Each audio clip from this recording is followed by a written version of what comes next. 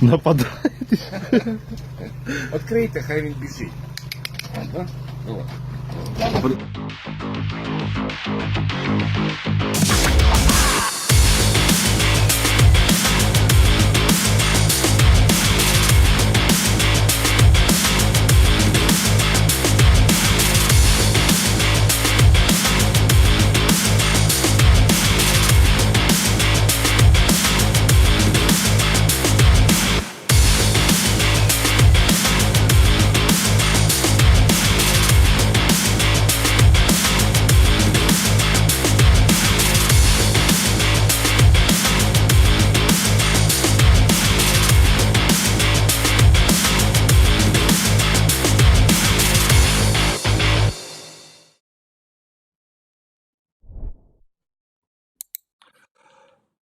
Здрасте. Добрий ранок.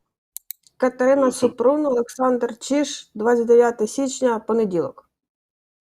Якийсь жорсткий рок тільки що був в відеодайджесті. Це, я так розумію, Шуня його поставив. Прямо, щоб прокинути вас всіх, всім привіт. Сьогодні це ранковий заряд.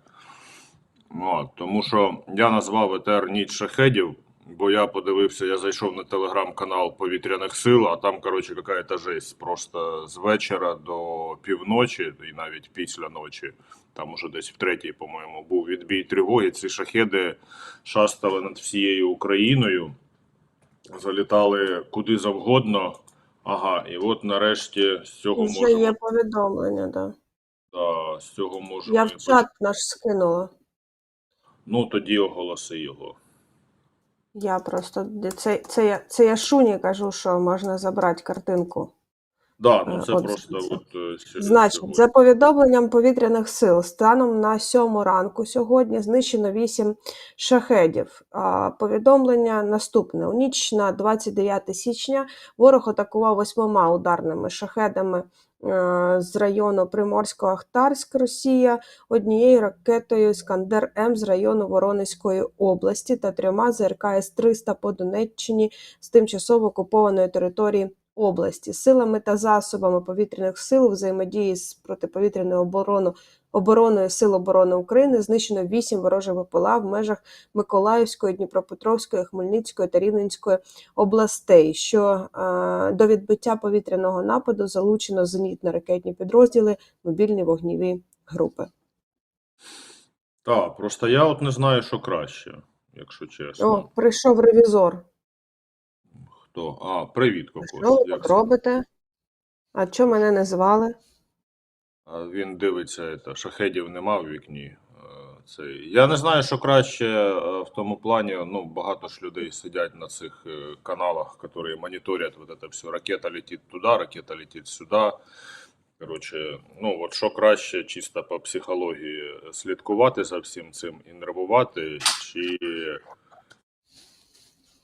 забити на це все і бути спокійним.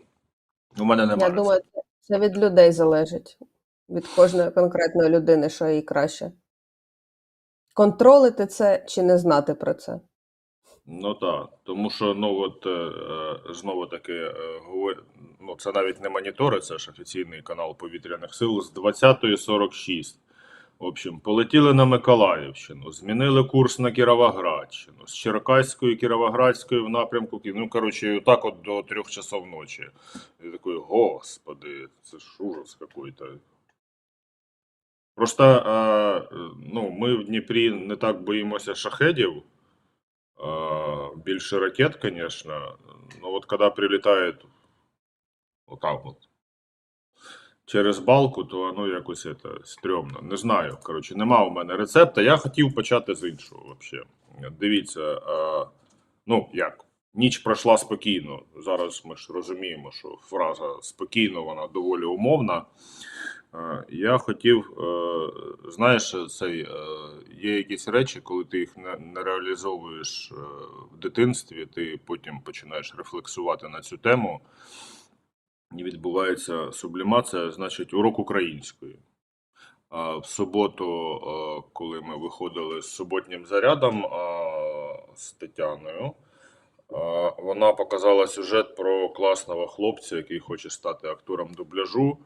Він дуже гарно, він дуже гарно начитує українські книжки. Там, в принципі, за 10 секунд, що він начитував, стало зрозуміло, що він уже актор дубляжу, в принципі, і може тільки покращувати свої якості. Я сказав фразу, говорю, він говорить, як у нас в школі казали, з толком, з чувством, з розстановкою.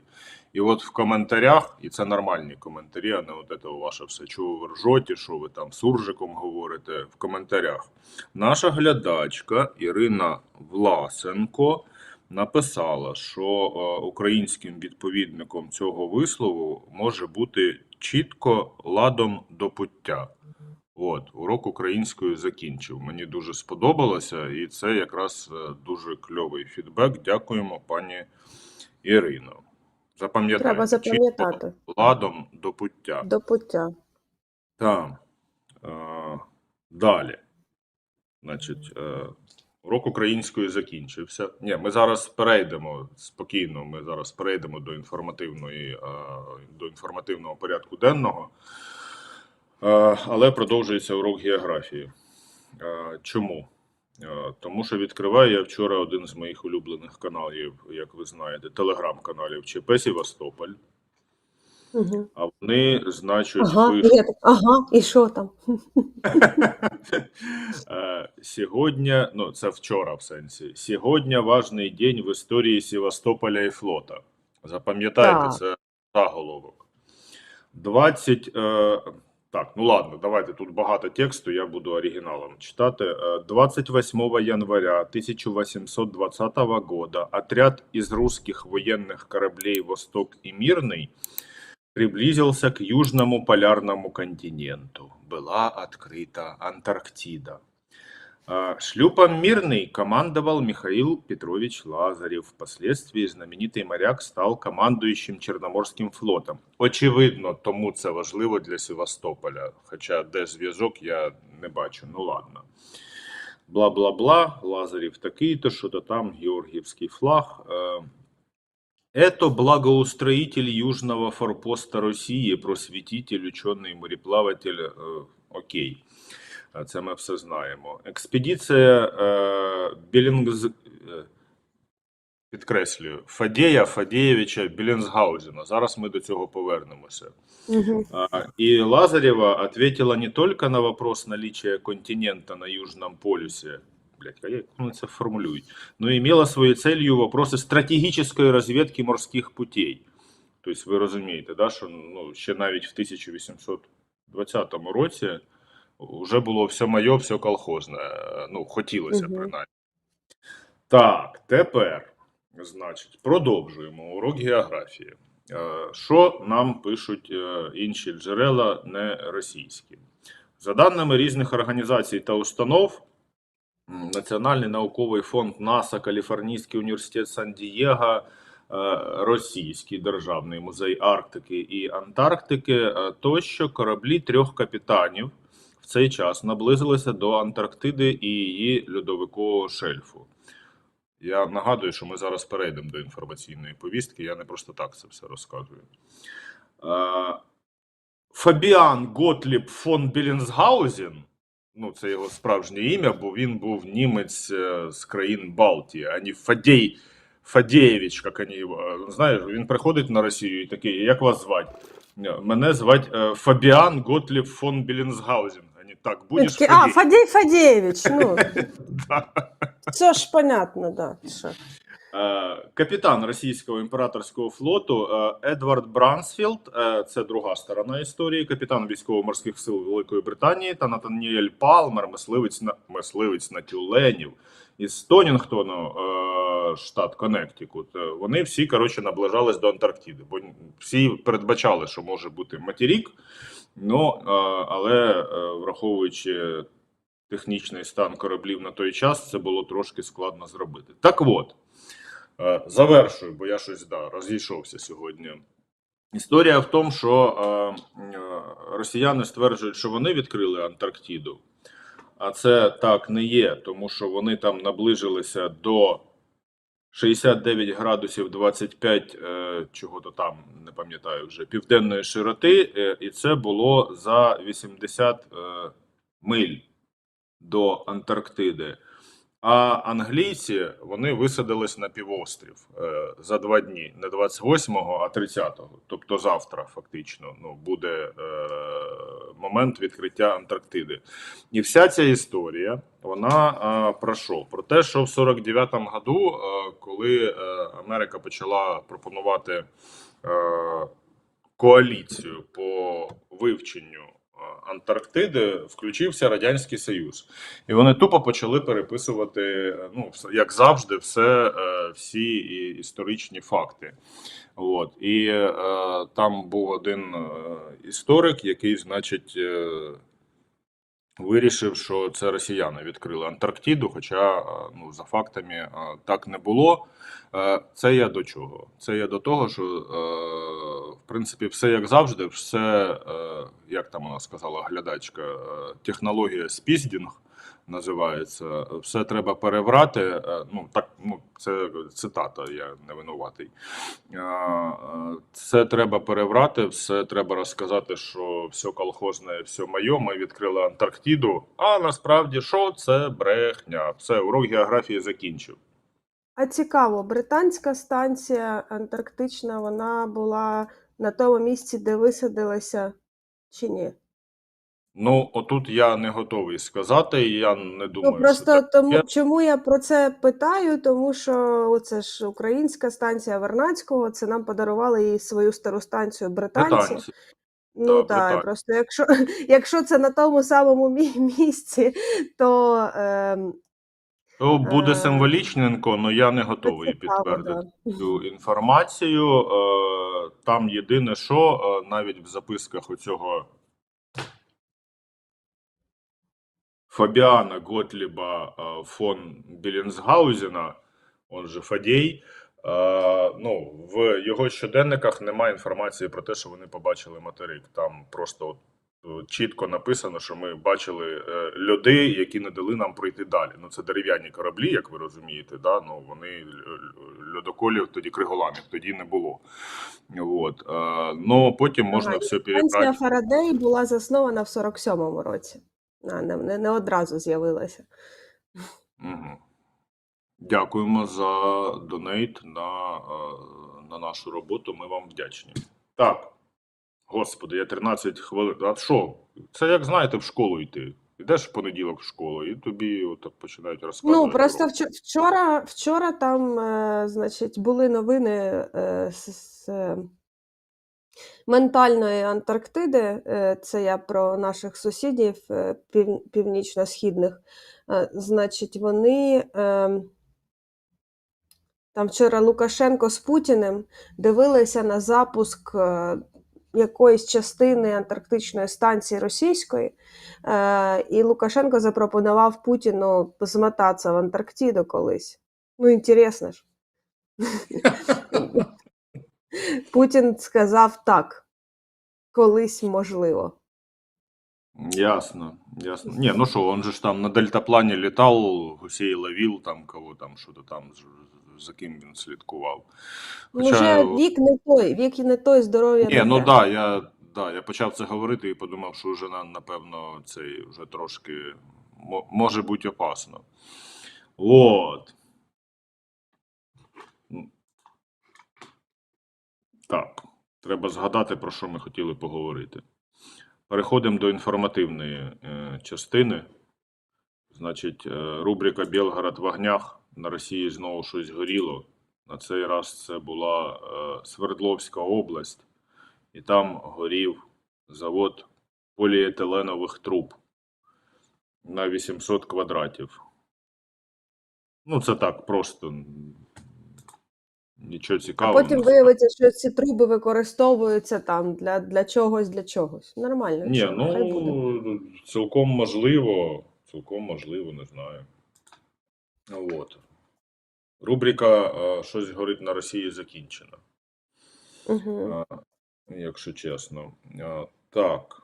О, Далі. знаєш, у мене є ще одна прикольна новина з Росії. Там вчора, значить, ну, по-перше, там знову заявляли про перехоплення якихось безпілотників в прикордонних областях, але це вже нікого нічим не здивує. Але прикольний неймінг. В Колотиловке, что в Красноярушском районе, снова атака FPV-дроном. Ми вчора сміялися, що це просто FPV-дрон полетів на назву Колотиловка. Колотиловка туди. Ідіть колотіть. Ну от, да, абсолютно точно. Абсолютно точно.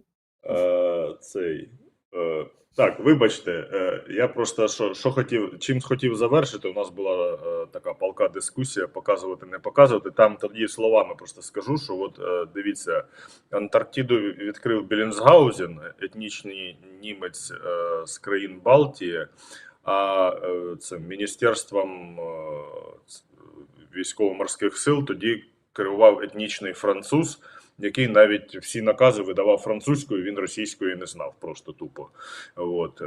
От вам великое русское відкриття. Все, закончив. Тепер так, трошки більш до діла, тому що невесела інформація з Мирнограда, і це дуже символічно, ми про це з Танією говорили в суботу, в суботньому заряді, тому що взялися вони за це місто, це Донеччина.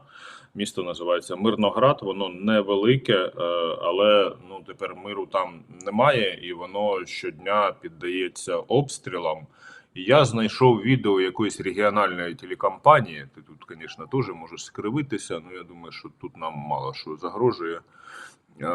Але не це... треба, це потім, знаєш, не роби з мене тут главну кривілку. Це ж не до мене питання, а до правил Ютуба. Так що, Ну, нічого страшного, хай там потім наші розбираються, якщо що. Ну, коротше, це репортаж з Мирнограда про черговий обстріл уже, бо реально місто обстрілюють щодня. Якщо чесно, ну, це не прикольно дізнаватися географію України через такі новини. Абсолютно, бо я так розумію, що це якесь місто, я зараз загуглю, поки ми будемо дивитися, як воно називалося раніше. Але жити там зараз небезпечно.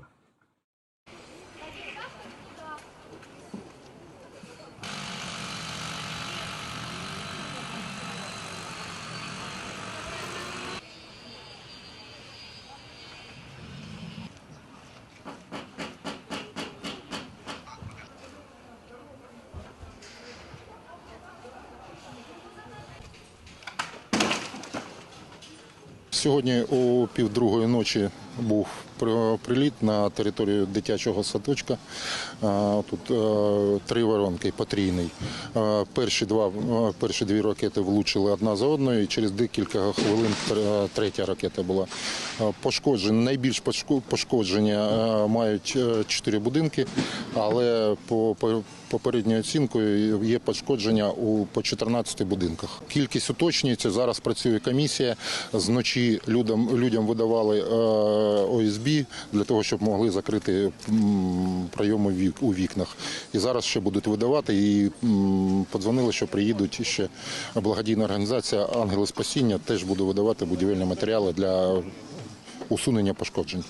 Є 3 постраждалих, молодий чоловік і жінка. Жінка від допомоги медична надана, від госпіталізації відмовилась.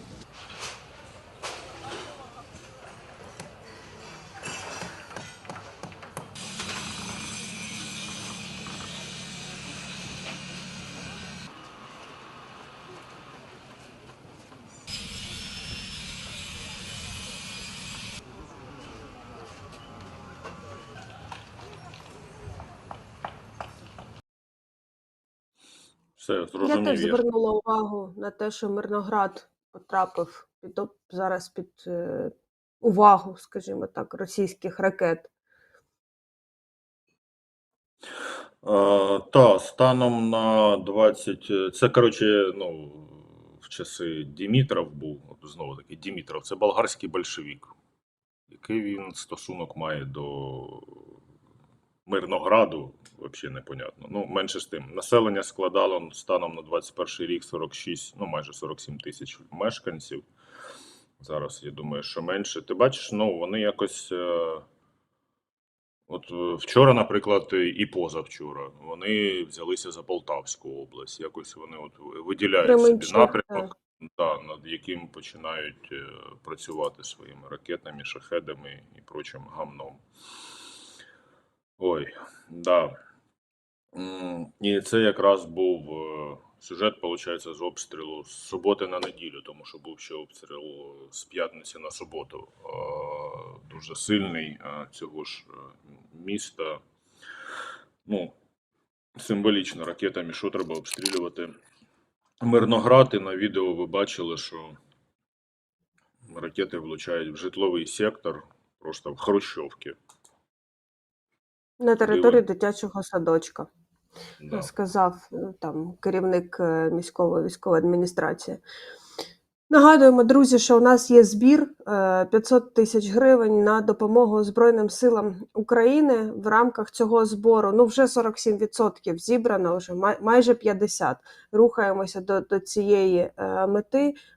Значить, в результаті розіграшу всіх, хто скинув по 100 гривень, буде гільза підписана Валерієм Залужним, гільза від 122 мм артилерійського боєприпасу.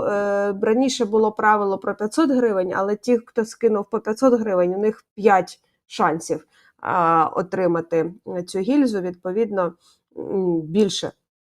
Розіграш буде після того, як всі кошти будуть зібрані, тому не стримуйте себе. Чим швидше закриємо збір, тим швидше буде розіграно, власне, подарунок. Всі кошти, головне, але тут ясно, що головне – це зібрати гроші на допомогу військовим.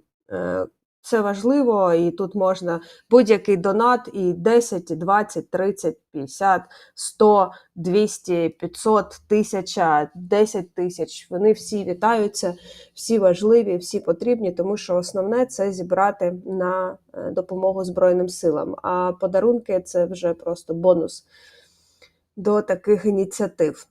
От.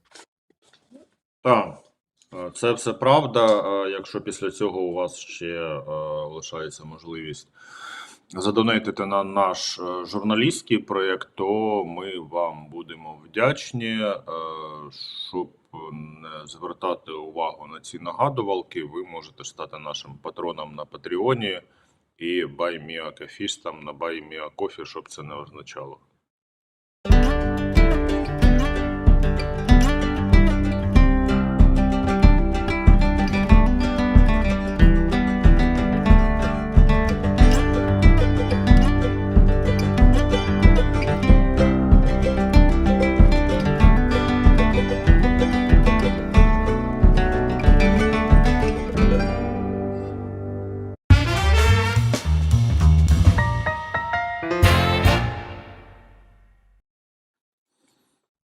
Так, ну а ще Ну ви і, звісно, щирий донейт також вітається, відповідно, біля Сашка QR-код. Ви бачите, це на роботу нашої команди. Отак. Далі давайте слухати Зеленського. Бажаю здоров'я, шановні українці і українки. Кілька речей за цей день варто сказати. Перше – вдячність усім нашим воїнам. Кожному і кожній, хто зараз на позиціях, хто в бою, на бойових постах, бойових завданнях, на усій лінії фронту від Куп'янська до Кринок. Усім, хто відновлюється після поранень і хто тренується, щоб приєднатися до Сил оборони та безпеки України. Особливо сьогодні я хочу відзначити наших прикордонників, воїнів, підрозділів Прикордонної служби України, які не лише захищають наш державний кордон, але й на рівні з усіма воюють на різних напрямках фронту. Бригада «Сталевий кордон», міцні воїни, захист Харківщини, Куп'янський напрямок. Я вдячний, дуже вдячний усім вам.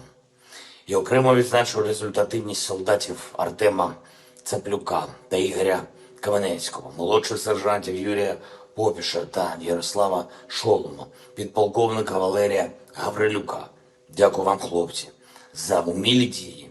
Воїни Луганського прикордонного загону, бригада «Помста», сильні воїни, знову на передовій, Лиманський та Бахмутський напрямки. Особливо я вдячний за сміливість солдату Євгену Сердюку та за особисту ефективність старшому сержанту Кирилу Чумаченку. І ще Мар'їнський напрямок. Прикордонна комендатура швидкого реагування Житомирського загону. Дякую всім вам, наші воїни, за влучність та знищення російської техніки. А особливо відзначу молодшого сержанта Павла Шевчука та сержанта Радіона Блашка. Просто молодці хлопці. Кожен особистий результат на цій війні – це результат усієї України. Бо саме з особистих результатів складається стійкість нашої держави, наші спільні державні можливості і успіхи української оборони. Безумовно, заслуговують на особливу вдячність також і воїни 95-ї окремої десантно-штурмової бригади наших Збройних сил України. Усім вам, хто незмінно, сміливо захищає державу, Україна є вдячною. Особливо варто відзначити за бойові операції старшого солдата Євгенія Кучменка та солдатів Миколу Мантулу та Віталія Курдіна. Дякую вам, хлопці, за вашу хоробрість, за вміння дійсно дбати про побратимів. 68-ма окрема єгерська бригада, солдат Анатолій Власюк та Микола Чубик. Дякую вам та усім вашим побратимам за самовідданість, за уміння стати взірцем для інших. І ще варто відзначити 100-ту окрему бригаду ТРО, зокрема старшого солдата Миколу Панасенка та штаб-сержанта Олександра Березного. Хлопці, які настільки хоробрі, які настільки свідомі, настільки самовіддані, що саме завдяки саме таким нашим воїнам світ, попри все, продовжує вірити в Україну, в нашу можливість пройти цю війну так, як саме Україні потрібно. На новий тиждень вже є графік міжнародної комунікації, який посилить нашу державу. І те, що стосується позицій в Європі у відносинах з Євросоюзом і з нашими сусідами в Євросоюзі. І те, що стосується міжнародних інституцій, тих, які повинні захищати міжнародне право. І, звичайно, готуємо нові оборонні пакети для наших воїнів. За підсумками і нового тижня ми зможемо сказати, що Україна стала сильніше, і це важливо, щоб кожен тиждень додавав нашим двостороннім відносинам з партнерами більше чітких домовленостей, а оборонним коаліціям більше стійкості у постачанні зброї, снарядів, техніки. Я дякую усім в світі, хто допомагає саме так, щоб домовленості працювали, а стійкість наших воїнів базувалась на стійкості наших партнерів. Слава кожному і кожній, хто воює та працює заради України. Слава Україні! Героям слава! І тут не знаю, про які саме пакети допомоги говорить Володимир Зеленський, але є новина про те, що Греція готова передати Україні системи протиповітряної оборони. Про це йшлося вже давно, тому що Греція має на озброєнні засоби протиповітряної оборони радянського зразка. Це як і С-300 комплекси, так і ЗРК ТОР, ЗРК ОСА і ЗУ-23. 2. Але тут питання в тому, що, наприклад, С-300, з того, що я колись читала про ці грецькі комплекси, вони досить давно вже не обслуговуються, як і Тори, до речі. Вони в росіян їх купували, очевидно. Але ясно, що можна все підтягнути до належного стану. Тим паче, що в Україні такі комплекси на озброєнні були, зокрема С-300. Тори, там щось з ними складна якась історія. Але в Україні їх обслуговували, відповідно, їх можна там до належного стану підтягнути. І це буде так званий цей обмін кільцями, коли Греція за цю передачу отримає літак для підтримки повітряних сил, і там, здається, еквівалент вартості 200 мільйонів євро чи доларів, я точно не пам'ятаю. Таке вже було, Греція вже передавала Україні БМП-1 свої, а натомість отримала німецький Мартер. Ну, це так працює. Знову ж таки, на підтвердження того, що не всі ті кошти, які виділяються, вони йдуть саме на озброєння для України, вони можуть йти для фінансування озброєння для інших країн, які натомість передають Україні своє озброєння. От. Ну, з приводу там, можливо, вони не в належному стані. А там, якщо почитати інтерв'ю наших бійців, то вони розповідають, яка. Ну, от ми не дарма там показували ці сюжети про ремонтників, да, про ремонтні підрозділи Збройних сил України, які там іноді просто творять диво, тому що коли нам кажуть, що там прийшли до нас там Бредлі, Мардер, що ти, але приходять вони в різному стані, і там потім приходиться схрещувати бігемота з носорогом для того, щоб воно працювало, умовно кажучи. Тому хай передають, а я думаю, що наші хлопці... Та, само собою, зрозуміло. Тим паче, що ну, С-300 – це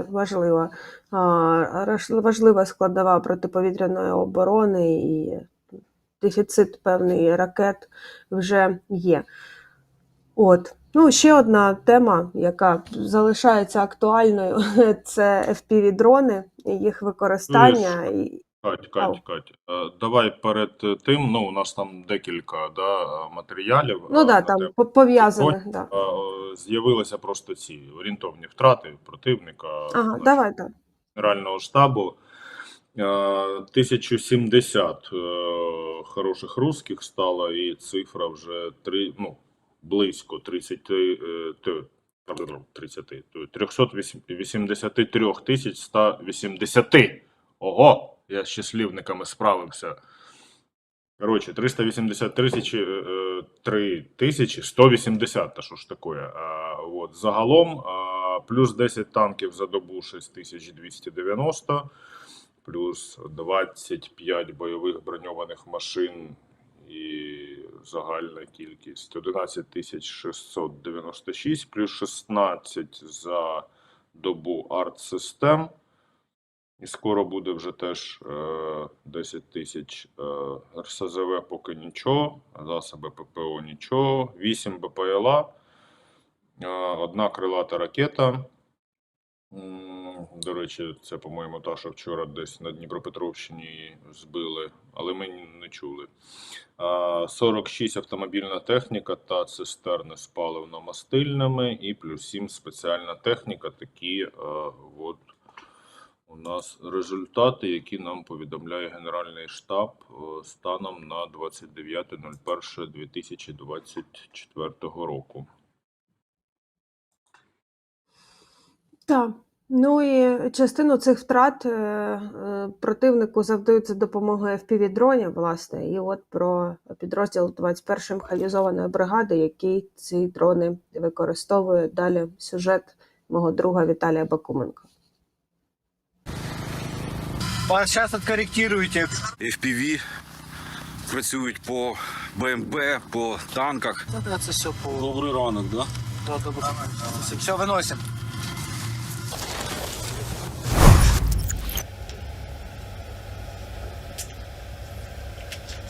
Сьогодні працюємо в 21-й окремій механізованій бригаді з роти ударних безпілотників. І це ми зараз знаходимося в майстерні, де саме йдеться підготовка до бою. Ось боєприпаси будуть переробляти сьогодні хлопці під FPV-дрони.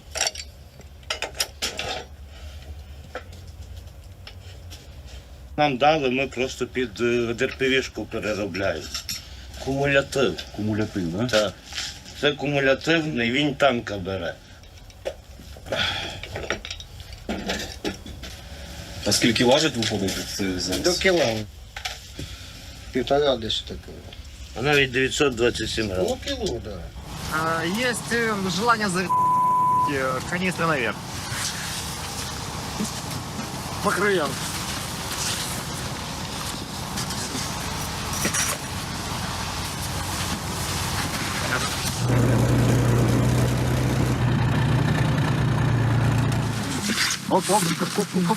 Йо!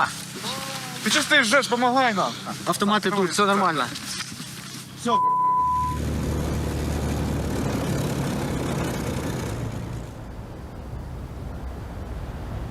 Зараз йдемо на позиції, звідки працюють наші впівічники. Заїжджали сюди вночі. Зараз йдемо вдень. Тут недалеко, але тут все одно дуже небезпечно. Ділянка відкрита. В небі є ворожі безпілотники. Будемо сподіватися, що все буде добре. Подивимося, як працюють наші оператори FPV.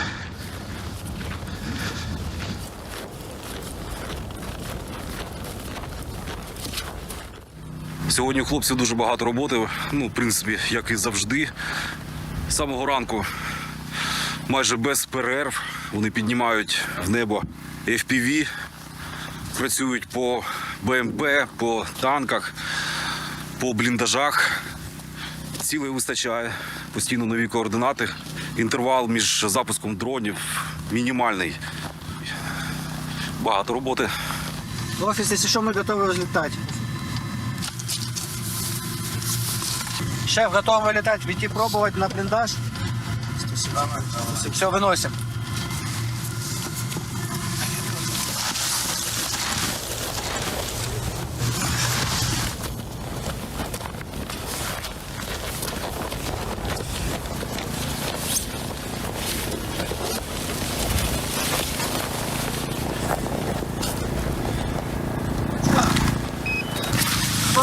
Плюс. Сколько вниз? Что это тут? Плюс.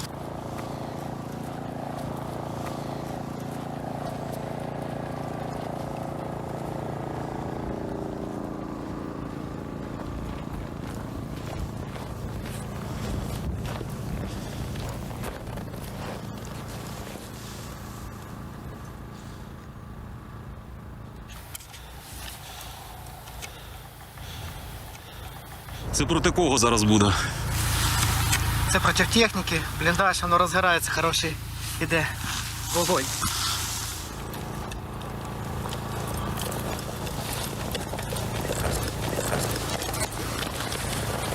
Taking off. Высокая скорость ветра. Будьте внимательны при полете. Дома на кроваті хорошо, але коли хати дома і дивишся ці відео, як люди без цього всього, то як не крути, треба це робити. Ми їх сюди не гукали, вони самі прийшли. По крайній мірі, як з нас тут всіх нікого не заставили. Самі, в принципі, прийшли і вирішили. Кожен свій вибір.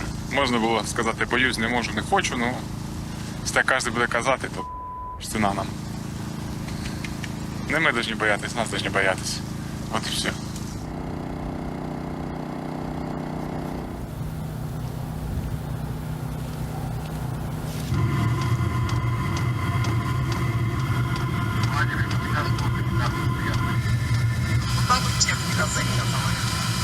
Сейчас откорректируйте. Нормально летишь, нормально сейчас. Завожу дрон. Ну это техника, да? Нет, там не техника. Так, Александр, а ну скажите, вот мне левее, правее, сейчас я не вижу, я слос.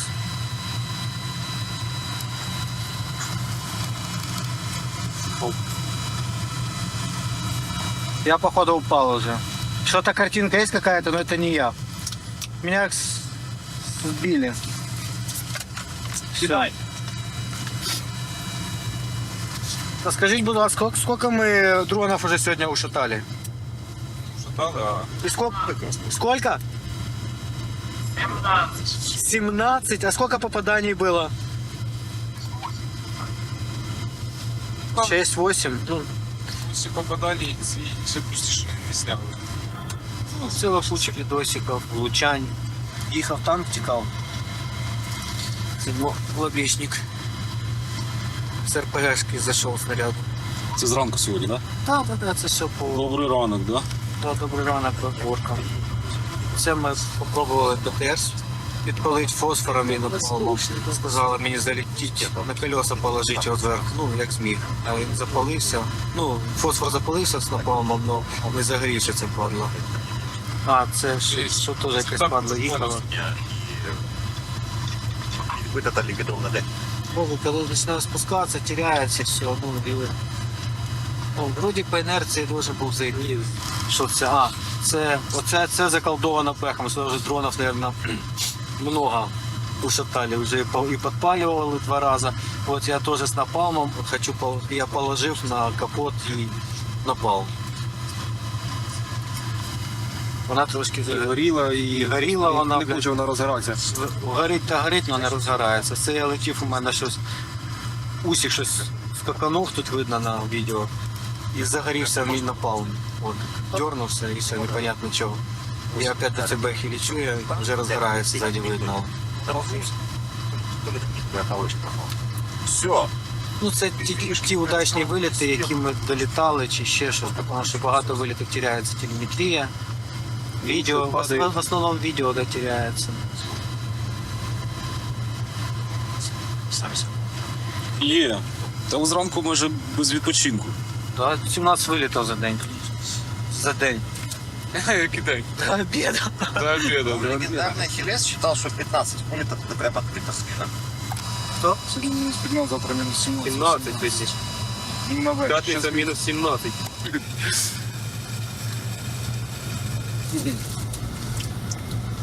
Сзади мене ще є Борис? Що ж не хочеш? Якщо даємо, опять поріжемо, цибульки. Чи я то кофе пийте? А мені подобається. Тепленько. Стань цього хліба, пожалуйста.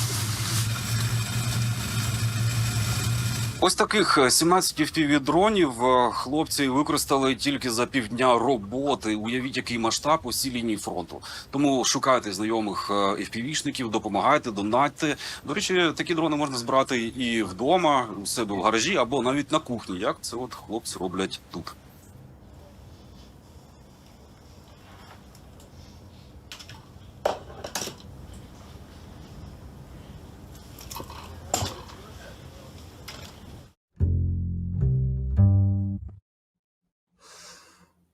Така от історія, там цікаво насправді дуже механізм сам роботи такої роти ударних безпілотників, підрозділу ударних безпілотників, як вони це роблять. Я дивилася колись сюжет 47-ї бригади, там вони долучили військових, які поранені або на відновленні перебувають. У них є своя майстерня, і вони в цій майстерні сидять і збирають FPV-дрони. Насправді там вже кожен підрозділ має свої певні секрети, свої особливості, їх застосування, їх програмування, їх використання. І це там ціла окрема історія, які боєприпаси і так далі. Тобто це все дуже розвивається зараз. І власне, цей заклик робити дрони на кухні – наступний сюжет про дівчину, яка робить їх не на кухні, а в своїй ювелірній майстерні, в принципі. От. Я роблю дрони 2 типів, збираю тут на цьому маленькому столі електронні частини, паяю, мотори. Зараз проходжу курс від Victory Drones, поки з AliExpress приїдуть деталі, курс пройдете. Камікадзе коштує 13,5 тисяч, бомбер коштує 18-19 тисяч. Наші інженери обов'язково кожен дрон тестують. Звичайно, це не замінить промислове виробництво. Це те, на що кожна людина може вплинути. Війна – це завжди математика. Це FPV-дрон бомбер, він так називається через те, що в нього є система скиду. Сюди чіпляються також одноразові деталі, які заходять в цей механізм. І до цих одноразових деталей, відповідно, примотується снаряд, який би він не був. Я знаю, що цей дрон може нести заряд від РПГ, наприклад. Тобто вага підйом на 1,5 кілограм 600. Це камера дрона. Вона може рухатись, можна змінювати її кут. Тобто пілот перед запуском виставляє такий кут, який йому потрібен. Тому що саме FPV-дрон він летить не тільки так, але також під кутом. Тому, можливо, комусь зручніше інший кут нахилу. Це антена відеозв'язку, яка передає зображення з камери на окуляри пілота. Це антена просто радіозв'язку, тобто якою з пульта управляється дрон в просторі. Єсть. Да, темка півжопи відлетіло в бетера. До початку повномасштабного вторгнення займалася мистецтвом, брала участь в художніх резиденціях, робила в Чернівцях кілька перформансів художніх, займалася ювеліркою. Виготовляла прекрасне замовлення індивідуальні, тобто в мене не тиражоване виробництво, не бізнес, просто мистецтво. Від початку повномасштабного вторгнення допомагала своїм братам і батьку, котрі знаходяться на війні, тому що вони пішли добровольцями ще в лютому. І ось цієї осені батько попросив, щоб я знайшла, де можна придбати FPV-дрони, і розібралась загалом, в якого виробника краще брати, які ціни. І коли я почалася досліджувати, я зрозуміла, що дуже великий ажіотаж на цю тему і дуже великі черги, навіть якщо знайти хорошого виробника. Відповідно, зрозуміла, що в таких маленьких кількостях, яким потрібно, а вони хотіли 5 дронів, буде набагато швидше, якщо я сама просто їх зроблю. Я збираю дрони ось тут, на цьому маленькому столі. Сама збірка дрона складається з збірки рами, це робиться за допомогою викрутки. Потім збираю всі електронні частини, паяю, мотори, тобто роблю пайку. Потім дрон підключається до комп'ютера, перевіряється через спеціальне програмне забезпечення. А як тато ваш відреагував на те, що от ви сказали, я сама зібрала дрон? Він не здивувався. Ні? Ні. Мій молодший брат, він аеророзвідник, то він був радий, тому що він теж любить збирати. FPV-дрони він ще з нуля, здається, не збирав, тому що він вже літав на готових, він їх тільки програмував. Але він збирав минулого року безпілотники у формі літачка, тобто таке саме наповнення, але у формі пінопластового такого літачка з великим розмахом крил. От.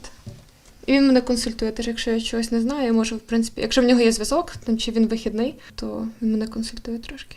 Зараз проходжу курс від Victory Drones. Ще проходила курс «Дрон у кожну хату». Поки переглядаєш матеріали, замовляєш, поки їдуть всі деталі. Ну, грубо кажучи, до того часу, як з AliExpress приїдуть деталі, ви вже курс пройдете, точно. Люди не народжуються в пологовому, їм не чіпляють бірку FPV.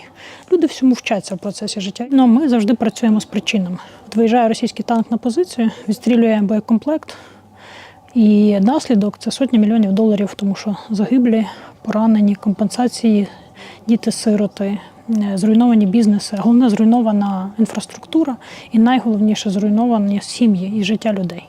От, це все наслідки. А причина – російський танк, який коштує там 2-3 мільйони доларів, які можна зруйнувати, знищити ось таким дроном. Пост Михайла Федорова сприйняли, наче міністр закликає виробляти 1 мільйон дронів на кухнях. От, і всіх зразу виникло логічне питання, де наші там податки, а де виробництво промислового масштабу. Звичайно, що це не замінить промислове серійне виробництво, це не замінить уніфіковані, стандартизовані індустріальні практики, але в той же час ми говоримо про те, що ті люди, які ми передаємо ці знання, ми безоплатно навчаємо, вони мають можливість потім і запускати певні виробництва, перепрофільовувати бізнеси. Наші інженери і військові пілоти обов'язково кожен дрон тестують з тих, які передаються. Знаєте, ці меми, що давайте тепер F-16 в дворах складати. На жаль, серйозну зброю ми можемо зараз тільки адвокатувати, випрошувати, це політичні рішення.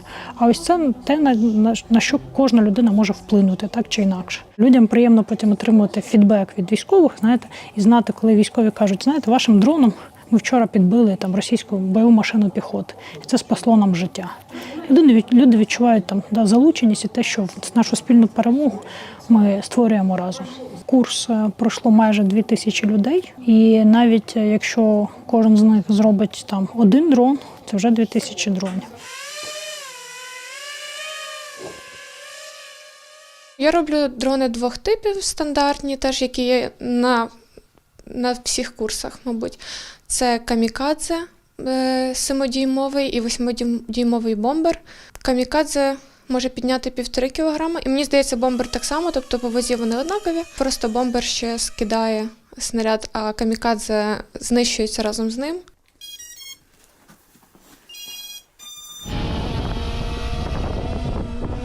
Вони в теорії в ідеальних умовах можуть летіти 15 кілометрів, але зрозуміло, що на фронті там і глушать частоти.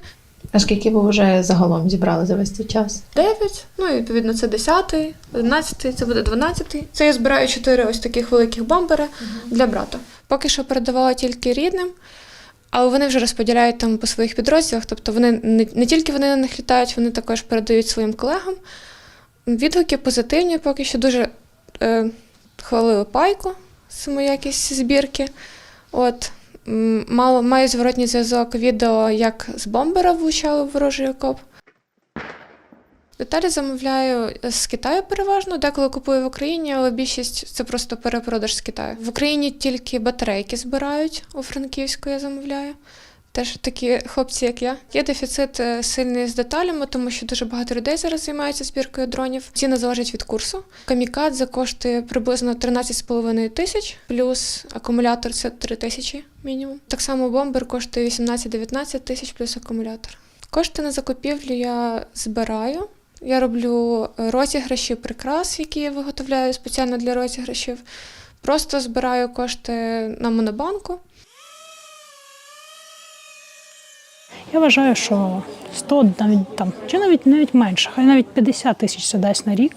Але війна – це завжди математика, це завжди про те, що нам потрібно максимально акумулювати ресурс технологічний. Чим більше буде дронів, тим більше буде живих і здорових наших людей. Така от історія, і тут насправді там дуже багатошарове це питання. Я багато цим займаюся, багато людей, з якими я спілкуюся, цим займаються.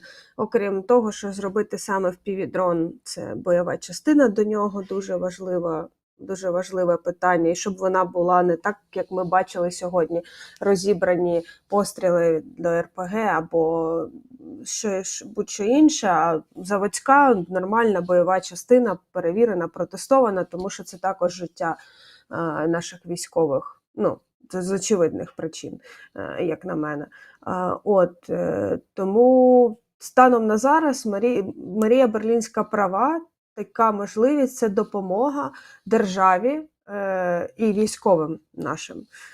Але зі свого боку можу сказати, що є виробники, які дійсно налагоджують, тому що налагодження такого виробництва це теж потребує часу певного, на жаль. І все це впирається, це якесь коло постійне, по якому ми ходимо. Час, люди, комплектуючі, гроші, час, і так от все по колу, але воно рухається. Там ще в попередньому сюжеті Віталіка була наведена статистика там за добу. Зрозуміло, що вона нерелевантна, може бути За півдня. Може бути по-різному. Там в середньому, я так розумію, 1 з 3 дронів там досягає якогось результату. І тут мені згадується, що скільки нам треба FPV-дронів. Получається 450 мільйонів. На кожного росіянина. Це про ті, що будуть ганятися за кожним з них. Так. Просто якби можна було їх запрограмувати. Там, бачить, мозок іде, або відсутність мозка. Таке, русський, все, полетів. Але це поки фантазія. Так, тут ще одна штука, зверну увагу на чат. Чому? Тому що дуже в тему, бо наступний сюжет, він якраз про обстріли наших міст. Віктор Сидоренко нам пише, що ви ці обстріли, вже не цікаво, війна, немає про що говорити. Пане Вікторе, ви розкажіть це Віталію Криштофу, який з Кременчука, який 2 дні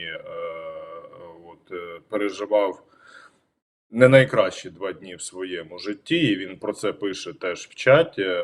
Розкажіть це всім людям, які відчували це на собі, тому Тому, знаєте, не нравиться, не дивіться. Ну, якби тут все дуже просто, якщо нема про що говорити. І ще одна штука, ми з Танією, до речі, прийшли в суботу про це говорили. Ну, типа, новини з Нікополя, знаєш. Ніби і не лінія фронту, хоча, ну, по факту, це просто ну, тероризм в чистому виді. І от ти постійно думаєш, а читать про те, що в Нікополі був обстріл, але ніхто не загинув, постраждалих нема, тому, ну, якби і не цікаво.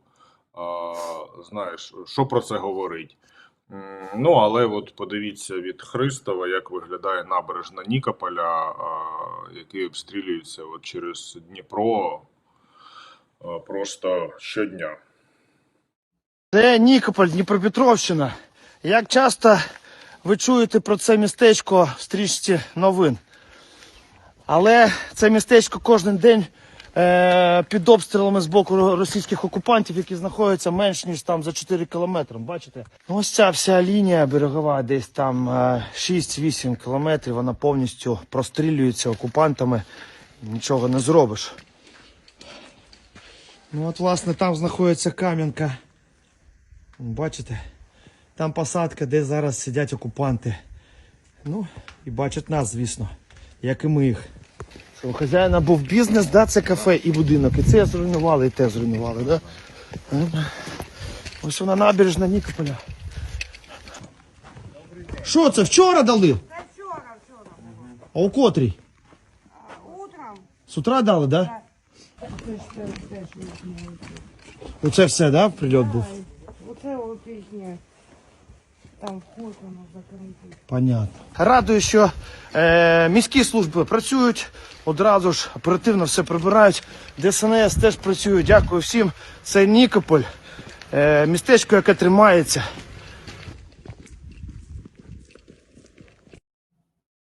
Боже, це вже скільки? 1,5 роки. Так? Ну, так. Нікополь постійно під обстрілами виходить. Ну, Тобто вони десь там з літа 22-го року почали по ньому його обстрілювати, і от, типу, вже 1,5 року. Так. Для мене трошки фантасмагорично виглядає ну, ці картинки, які ми бачимо з Нікополя, і те, що нас глядачі з Нікополя продовжують дивитися, їх декілька, і ми всі посилаємо вам промені підтримки. Ну, я думаю, що там насправді дуже багато людей живе в Нікополі і зараз, ну, просто... Ні, там ясно, зрозуміло, що багато. Там же ж навіть було декілька хвиль, коли люди виїжджали, а потім поверталися. Але просто щоденно жити під обстрілами, ну, така річ, така реальність, на жаль. Так, і нічого тут і не додаш, знаєш, ну, тобто це як... Ми, звісно, в такому живемо, знаєш, сюрі. Там ці новини про те, що Джоконду облили супом, балістика по Кременчуку, і ти такий, боже, як з цим бути, знаєш, там вчора знайома і... Ну, можливо, ви самі бачили на Фейсбуці в Ольги Мусафірової поранений син в шпиталі, і там, знаєш, читаєш цю новину, пишеш пані Олі, і дивишся там, коротше, просто якесь кіно. Да, і дивишся про суд.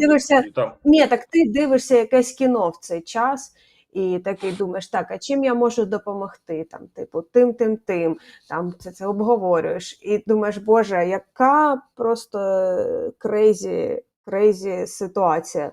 Ну, і це кожен день ми всі переживаємо в певній мірі, просто десь ти звертаєш на це увагу, а десь не звертаєш на це увагу. І тому, ну, кукуху бажано тримати в порядку, і як тільки ви відчуваєте, що вам якось некомфортно, то треба звернутися до психолога, і це абсолютно нормальна історія і правильна, тому що такі речі навряд чи хтось менеджив і переживав загалом. Є якийсь рецепт, як з цим бути. І, тому що це не унікальний досвід, знову таки, і багато хто це переживав, і є напрацювання певні. Єдине, що я скажу, що картина не постраждала від супу, тому що вона була закулена пробивним склом. Ну так, там Джаконда закрита, да, нормально. Я її бачила вживу колись. Бажано, щоб І що- всі що колись вона? побачили. Так. Хвилина мовчання. Ем.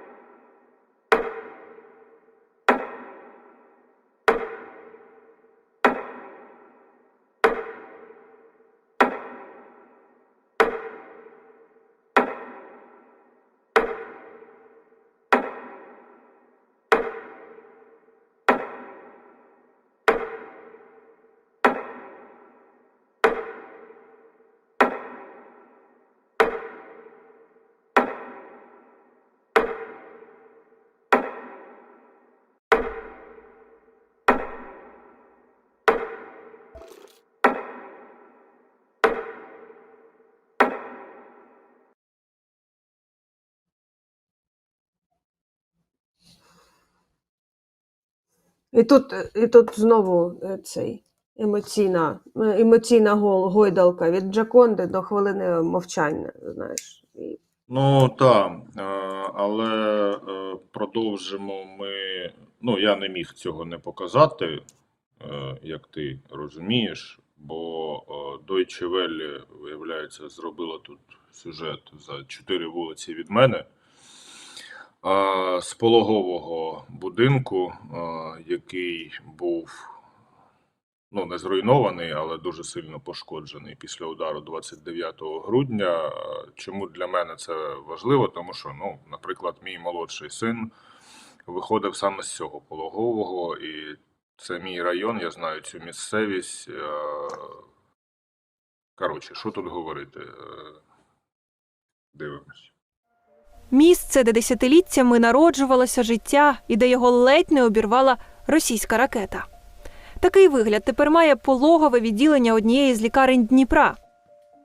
Он був приліт якраз під фундамент. Там в підвал фактично цього пологового відділення, куди прийшовся удар.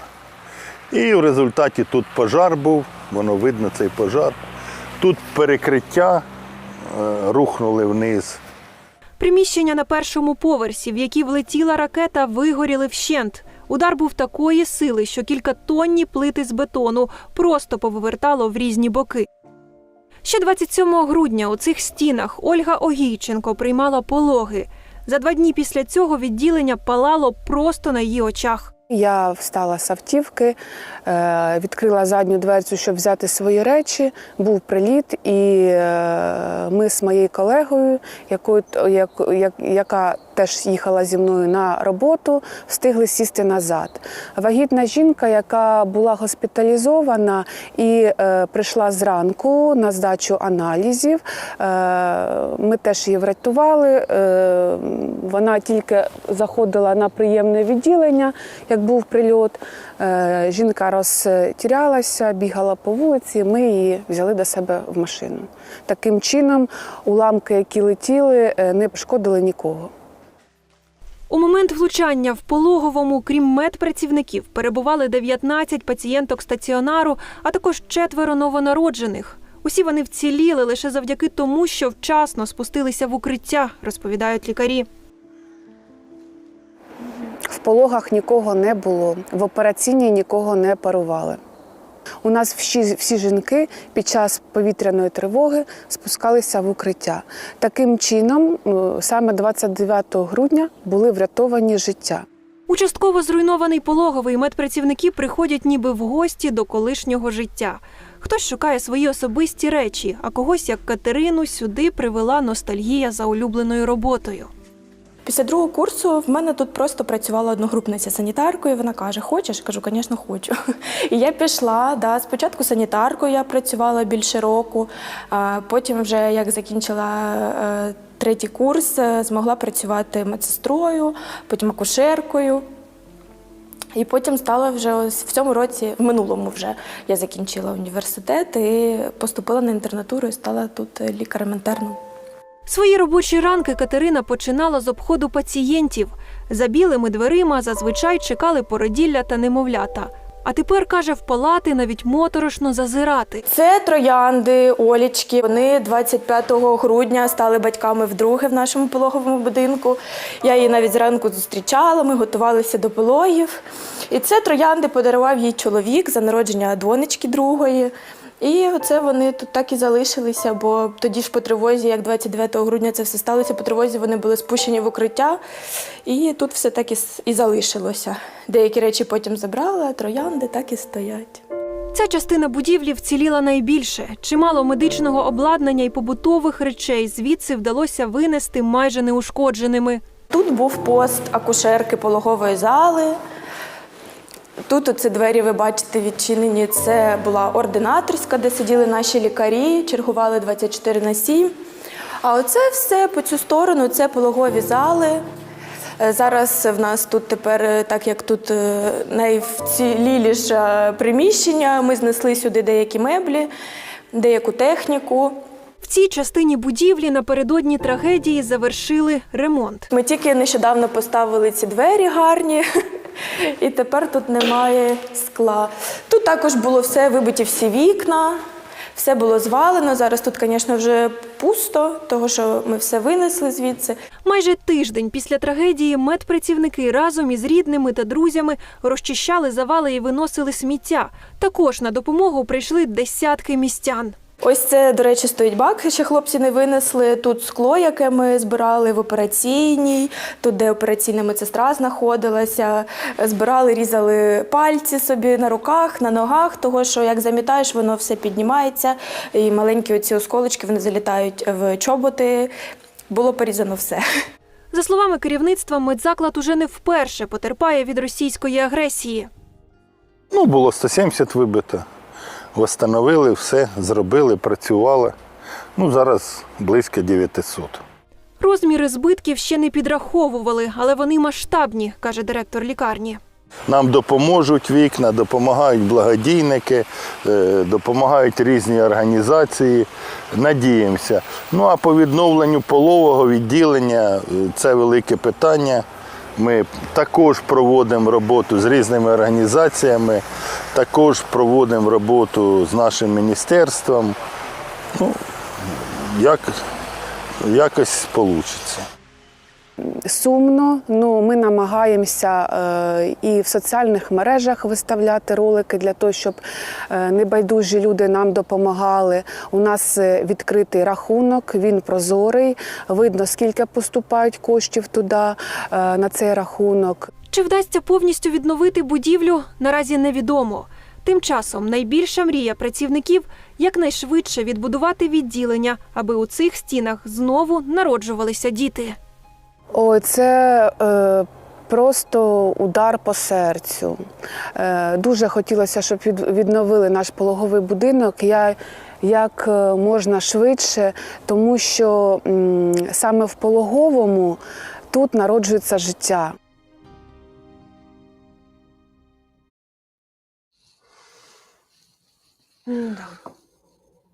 Друзі, всю вашу енергію направляйте на допомогу Збройним силам України. Біля Катерини Супрун ви бачите QR-код 239 700 гривень ви вже зібрали, можна більше. Цифра 240 буде виглядати краще, а 250 взагалі агінь. Якщо після цього у вас залишається можливість підтримати наш журналістський проєкт, ми так само будемо вам вдячні. Що там у нас? 99 200.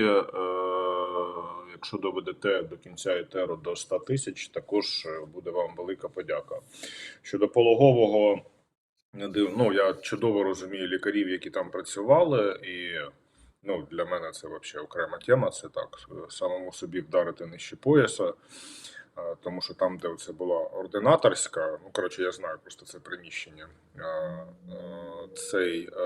Просто питання в тому, що Пологовий розташований в такому районі, що до кінця війни його, напевно, не варто відновлювати, бо там через дорогу об'єкт інфраструктури, по якому пуляють раз в 2 місяці, і напевно, що колись це треба буде зробити, але не зараз. Але всі почуття лікарів, які там працювали, тим більше під час сюжету я перекинув це подрузі Наталі, яка допомагала, значить, при народинах Ярослава Чижа, яка тепер в Польщі зараз працює. Всі почуття лікарів зрозумілі, але треба почекати, як на мене. Так. Щоб не сильно вас нагружати, значить, і перейти на щось інше просто. Тому що На урбаністику. Просто я чудово розумію, що якщо ефір складати тільки з таких невеселих тем, то, коротше, воно не дуже весело, але вибачте, війна на дворі. Да, переходимо на урбаністику. Значить, у нас тепер, слава Богу, тому що я ніколи цього не розумів, не буде селищ міського типу в Україні. Це рубрика урбаністика. Ми ж знамениті урбаністи Супрун і Чиж. І Чиж, так. Да, в Україні набрав чинності новий закон, який оновлює класифікацію населених пунктів та встановлює порядок їх утворення та ліквідації. Прикольно, можна ліквідувати населений пункт. Перейменування також змін. Процедуру, я так розумію, процедуру ліквідації. Ні, я розумію, про що йдеться. Там, якщо ти, я думаю, що багато людей були в Карпатах, там деякі невеличкі села в горах, вони просто тупо стоять порожні, і напевно, що це це історія про те, що вже нема населеного пункту. Так, 100 тисяч ви зробили на щирий донейт, вам величезна подяка. Це дуже важливо для нашої команди, тому що, як зазвичай, всі ті люди, яких ви бачите в кадрі, це не все. Набагато більше, насправді, за кадром людей працює. І, дякуємо вже за підтримку, тому що вже дуже багато років, незалежно від обставин, наш проєкт існує саме на кошти наших підписників, донаторів, патронів, спонсорів, всі способи, як можна задонатити, всі є. Дякуємо вам дуже за те, що нас підтримуєте. Це вау, завжди. Так, тепер переключаємося, значить, на гільзу Залужного, але я закінчу з СМТ, вибачте, будь ласка, я тут буду. Так. Населені пункти, де є садибна забудова та чисельність населення понад 5 тисяч мешканців, стають просто селищами, а не селище міського типу. Це міського типу. Угу. Закон скасовує поняття селище міського типу, замість нього запроваджується нове поняття поселення. В принципі, як це і було там. Коли люди десь поселялися, то це називалося поселення. Так що йдемо до коріння, так би мовити. Так, решта населених пунктів в Україні матимуть статус села. Тобто будуть поселення і села. І це природньо українські слова. Що, куди? Людмила, ого, нічого собі, дякуємо. Спасибі. 100-500. А може хтось 155 гривень покласти на гільзу Залужного, будь ласка, якщо можна. Щоб було 240 тисяч, так. Але краще окремо 100, але краще окремо 100 і 55, бо якщо ви 100 покладете, то тоді ви берете участь в розіграші. Тут важко щось заперечити, Катерино, тому сьогодні такий якийсь вчительський етер від мене. Радіо Свобода зняло смішне відео про «Слава Україні». Етимологію. І там, до речі, не дивлячись на те, що я історик, Деякі факти для мене були новими, а для вас, я думаю, будуть також, тому що цікаво. Слава Україні! Молодой чоловік, що ви робите? Перестаньте такое кричати на Красній площаді. Тільки не смійтеся, але в Росії заборонили гасло «Слава Україні». Тепер за вигукування цього гасла можна отримати або великий штраф, або сісти на 15 діб. А ще заборонили тризуб з мечем. Міністерство юстиції Росії вважає тризуб з мечем та гасло «Слава Україні» нацистськими. Мовляв, їх використовувала Організація українських націоналістів та УПА. Але в Україні ОУН-УПА вважають організаціями, які боролись проти гітлерської Німеччини та Сталінського Радянського Союзу і воювали на два фронти. Трохи історії. Гасло «Слава Україні» виникло у 1918 році за гетьмана Павла Скоропадського. Але тоді вигукували «Слава Україні! Гетьману слава!». У 1920-х роках українські націоналісти вигукували гасло «Слава Україні! Вождеві слава!». Але на початку 1941 року гасло стало таким, яким ми чуємо його сьогодні. «Слава Україні! Героям слава!». Гасло відродилося вже в незалежній Україні і стало широко вживаним. Слава Україні!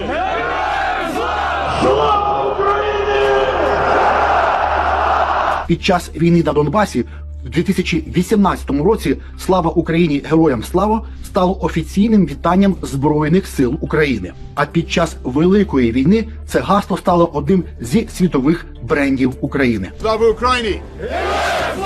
Але в Росії на тлі війни влада боїться українського гасла. В Росії є достатньо людей, які розуміють, що зараз відбувається, і вони, очевидно, використовують це українське вітання. Цікаво, що гасло «Слава Україні! Героям слава!» в Росії заборонили, але не заборонили гасло «Слава нації! Смерть ворогам!». Слава нації! Україна! Ну, вони ще не Така от. додумалися просто. Там просто продовження цієї теми на телебачення Торонто вчора вийшов прекрасний фільм про легендарний футбольний матч 98-го року на Лужниках, там, де збірна України, збірна Росії.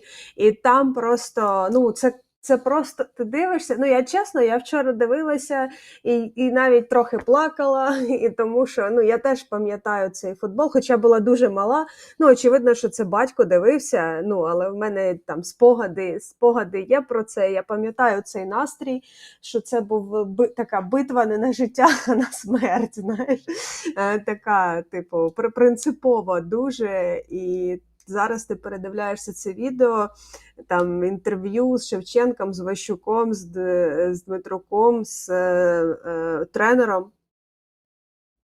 Як тренера прізвище? Був в 98-му. Йожеф Сабо. Да, Йожеф Сабо, ну тобто там так багато цікавих фактів, це «Бій хохлов, спасай Росію» і все інше. Тобто дивишся, і насправді це, так довго моїм кістка в горлі просто. Дивно, що вони до 14-го року трималися.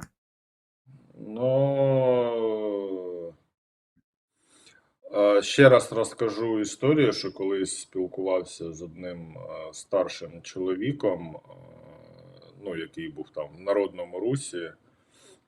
Він каже, нам головне, ну, це казалося ще в 90-ті, каже, нам головне не робити зараз різких рухів, а стати на ноги, тому що інакше вони нас задавлять просто в зародку. Ну, бачиш, давно ми їм кістка в горлі, і, ну, така думка теж має право на існування. Я не знаю, як це виходить, це ти згадала за Йожефа Саба, а я згадав за цю вчорашню новину, що якийсь там угорський ультраправий політик сказав, що якщо Україна впаде, то вони заберуть собі Закарпаття. І ти такий... О, блядь. Ну, це їхня... Ні, ну це понятно, що це політична гра і казуїстика, там, умовно кажучи. От, ясно, ну, знаєш, що... за кожною такою казуїстикою є конкретні дії. Ну, але я була в Ужгороді в вересні минулого року, ну, на свій день народження, от, і була вперше там. І, в принципі, люди, які були там раніше, кажуть, що зараз Ужгород виглядає зовсім інакше відсутністю угорських прапорів, як і Мукачево. Відсутність угорських прапорів. Їх просто там нема в природі. Хоча раніше не було ясно, Ні, де ти ну, саме перебуваєш, ну, відвідуючи Ужгородське не так Мукачево. помітно, а от там Мукачево. Берегове, це все, це там це було тотально. Не знаю, як зараз, насправді давно там не був, тому не буду нічого говорити. Я єдине, що скажу, до речі, я розумію, як це відбувається. Там ми попросили 55 гривень, це з затримкою. Тому, ну, виходить, як є, кожні 55 гривень і будь-яка інша сума, вони йдуть на користь, не Йдуть на переживайте. хороше діло, да. На хороше Не так діло я вже підуть. буду і нервувати, що сума На не ціла, допомогу Збройним силам. тому да, це все йде на допомогу Збройним силам, тому я трошечки просто акторочки іноді включаю, щоб вас спонукати до більш активних дій. Так я про Трошечки, що? вибач, я два слова трошки ще заспойлерую в цьому фільмі, якщо ви ще не подивилися, там один з футболістів, ну, це ж було перше цей матч, це була перша публічна подія, на якій був присутній Путін як голова уряду Росії.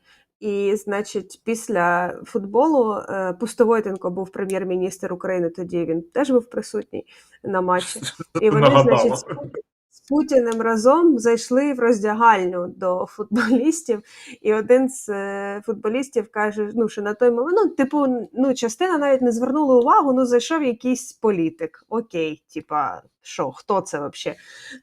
Значить, і один з них в цей час був в душовій, каже, якби, вже б, каже, за амністію вийшов, якби тоді задавив. Коротше, рекомендую. Хорош. Дуже, дуже класний фільм. Телебачення Торонто. Прям топчик зробили. Вообще клас. Так, Пустовойтенко народився в 47-му році. Це йому скільки зараз? 53 плюс 23, 76. Уже дід. Ну, коротше, є питання і до нього, і матч тут ні до чого. Там на початку Ні, матч було, тут ні до чого. Подивіться кіно. на початку Вообще було шикарно. ухвалено декілька політичних рішень, які, в принципі, А, впливали так на тоді ж якраз перед цим матчем підписали цю знамениту угоду про передачу стратегічних бомбардувальників і ракет. Це прямо перед матчем. Во, я оце Так, і маю на увазі. І потім, як Це всі ці тоді тушки, ще. да, одні різали, а інші віддавали Росії. Це, звісно, жесть взагалі. Ну, зараз в голові не вкладається, але такі були реалії станом на тоді. Угорщина. Я закінчу думку. Просто наскільки треба бути тупим, щоб зрозуміти, що Україна впаде, то в Будапешті будуть російські війська стоять, як це вже було в 56-му. Ну, я взагалі цієї колізії я не розумію, як у них це не вкладається в голову, але ну, якось так. Все, кінець думки з цього приводу. Я просто ще подивився на відкриті дані, кількість Збройних сил Угорщини. 19 тисяч. Удачі.